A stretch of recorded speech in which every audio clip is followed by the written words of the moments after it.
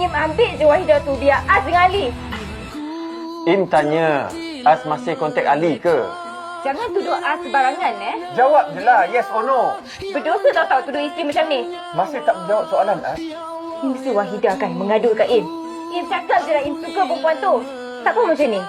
Apa kata kita tukar suka sama suka? Im ambil je Wahidah tu biar Az dengan Ali.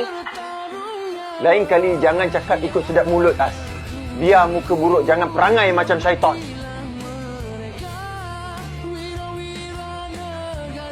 Bila Im balik? Sekarang ni kalau Im balik, Im memang tak bawa kereta ke? Memang sengaja Im tak bawa kereta. Kalau tak, Im takkan tahu Az jumpa Ali. Mengaku je lah. Az sekarang cuti sekolah, tak ada alasan Az nak keluar. Kalau bukan jumpa Ali. Az dengar sini. Sekali lagi Az jumpa Ali tanpa izin Im, jatuh talak 1. Apa yang berlaku seterusnya terpulang kepada anda. Elevate. Layari pautan di profil.